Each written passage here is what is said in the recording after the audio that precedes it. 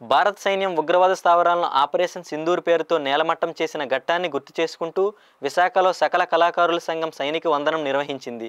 GVMC Gandhi విగ్రహం వద్ద తిరంగా జెండాలను ధరించి త్రివిధ దళాల శక్తి సామర్థ్యాలను కొనియాడుతూ ప్రదర్శన నిర్వహించారు.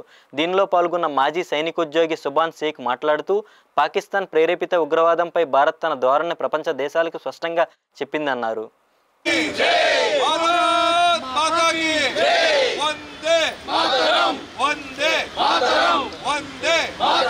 बोलो भारत माता की भारत माता की भारत माता की జమ్మూ కాశ్మీర్ పహల్గామ్ గ్రామంలో ఈ ఉగ్రవాదులు అన్యం పుణ్యం తెలియని అమాయకుల్ని 26 మందిని పొట్టన పెట్టుకున్న కారణంగా మన భారతదేశం పాకిస్తాన్ మీద కాకుండా Pakistan occupied Jammu and Kashmir place ఇదంటే చాలా ఘన జంగిల్ అండి.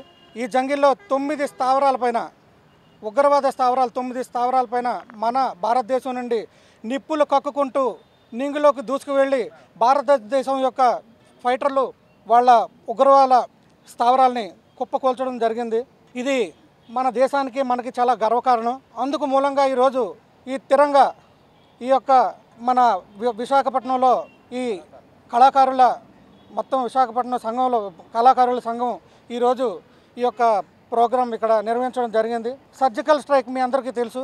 అంతకుముందు ఒక ఆపరేషన్లో జమ్మూ అండ్ కాశ్మీర్ పూంచ్ సెక్టర్లో ఒక 4 మిలిటెంట్లు మన బోర్డర్లోకి చొరబడుతుండగా మనం వాళ్ళ మీద ఫైర్ చేస్తే దానికి ప్రతిమూలంగా నాకు రైట్ హ్యాండ్ 95% కట్ అయిపోయిందండి.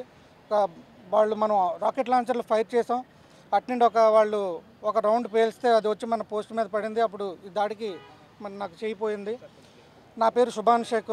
ఈరోజు నాకు ఎంత గర్వకారణంగా ఉందంటే ఈరోజు జరిగిన దానికి కాదు, మళ్ళీ కానీ పాకిస్తాన్ యుద్ధం కానీ జరిగితే ఈసారి పాకిస్తాన్ అసలు పటంలోనే మ్యాప్లో లేకుండా చేసేయాలని చెప్పి మోదీ గారికి నిజంగా మనస్ఫూర్తిగా కోరుకుంటున్నాను. ఈ విశాఖపట్నం నుండి మన ఆంధ్రప్రదేశ్ నుండి ప్రతి ఒక్క మాజీ సైనికులు కూడా బోర్డర్గా కాదు పాకిస్తాన్లకు వెళ్ళి ఒక్కొక్కరిని జుట్టు పట్టుకొని బయటకు తీసుకొచ్చి ఒక్కొక్క ఉగ్రవాదిని కూడా చంపేయాలని చెప్పి అంత ఇదిగా కసిగా ఉన్నాం మేమంతా.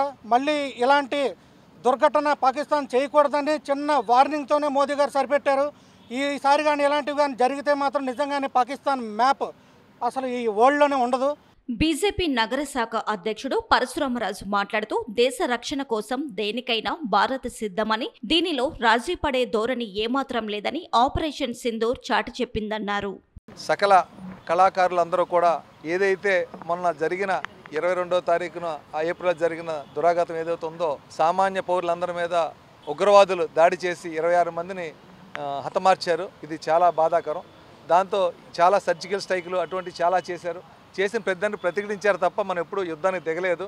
శాంతి మంత్రంతో మనం వెళ్ళాలని చెప్పి నరేంద్ర మోడీ సంకల్పంతో చేస్తే అది మన ఏదో చేతకాంతనంగా లెక్కేసి వాళ్ళు మన మీద 7వ తారీఖున మన 22న ఎప్పుడైతే కాల్చారో మన ప్రాణాలు వేసుకుంటే 7వ తారీఖున మనం సర్జికల్ స్ట్రైక్ లాగా వెళ్ళి పాకిస్తాన్లో ఒక 4 అలాగే పీఓకేలో ఉన్న 5 స్థావరాలని ఉగ్రవాదులను మట్టపెట్టారు తప్ప ఏ సామాన్య మానవు కానీ ఆస్తి నష్టం కూడా చేయలేదు.